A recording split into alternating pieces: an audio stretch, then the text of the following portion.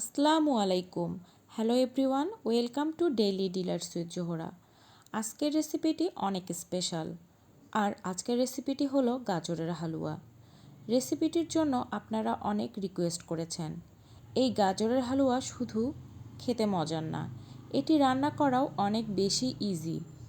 আজকে খুব সহজভাবে গাজরের হালুয়ার রেসিপিটি শেয়ার করছি। আশা করছি আজকের রেসিপিটি আপনাদের ভালো লাগবে। এখানে আমি হাফ কেজি গাজর নিয়েছি।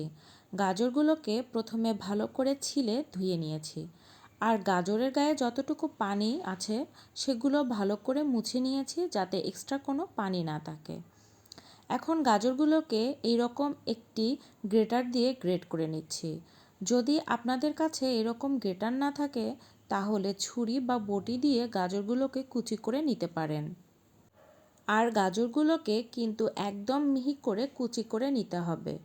সবগুলো গাজর আমি কুচি করে নিচ্ছি।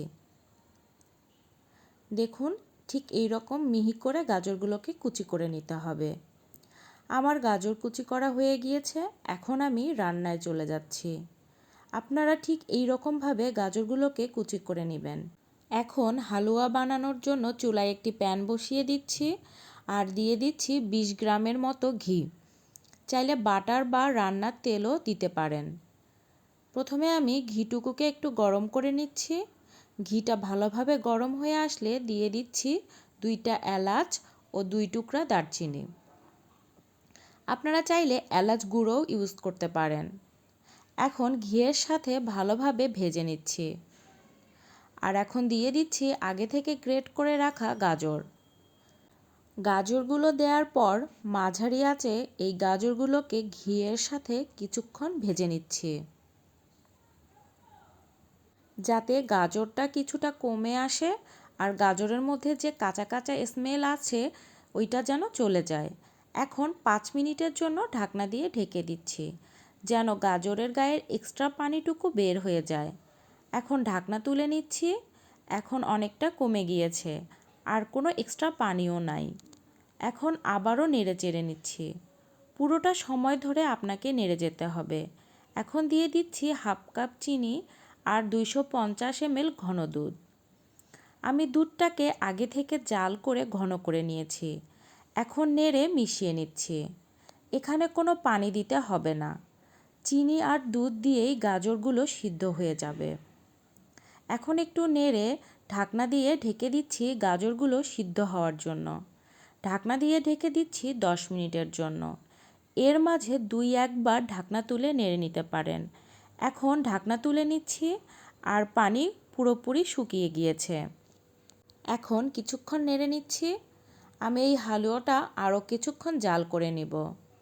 এখন এর মধ্যে দিয়ে দিচ্ছি কিশমিশ আর বাদাম কুচি। যার যার পছন্দ অনুযায়ী বাদাম ও কিশমিশ অ্যাড করে দিতে পারেন। এখন সব কিছুকে আবারও ভালোভাবে নেড়ে মিশিয়ে নিচ্ছি আর অ্যাড করে দিচ্ছি গুঁড়ো দুধ। এখানে আমি 1/4 কাপ গুঁড়ো দুধ দিয়েছি। চাইলে মাওয়াও ইউজ করতে পারেন। এখন ভালোভাবে মিশিয়ে নিচ্ছি আর একটু জাল করে নিচ্ছি, যেন হালুয়াটা ঝরঝরে হয়।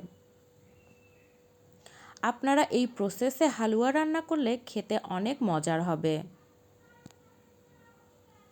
তৈরি হয়ে গেল মজাদার গাজরের হালুয়া। আমি আর কিছুক্ষণ নেড়ে নামিয়ে নিচ্ছি। তৈরি হয়ে গেল মজাদার গাজরের হালুয়া। এখন একটি ডিশে পরিবেশন করে নিতে পারেন আর কিছুটা বাদাম ও কিশমিশ দিয়ে সাজিয়ে নিতে পারেন। এইভাবে ঝটপট বানিয়ে নিতে পারেন গাজরের হালুয়া। গাজরের হালুয়া গরম গরম আর ঠান্ডা দুটোই খেতে অনেক বেশি মজার হয়। আমার আজকের রেসিপিটি কেমন লাগলো অবশ্যই কমেন্ট করে জানাবেন। নতুন নতুন রেসিপি পেতে পাশে থাকুন। আজকের মতো বিদায় নিচ্ছি। আল্লাহ হাফেজ।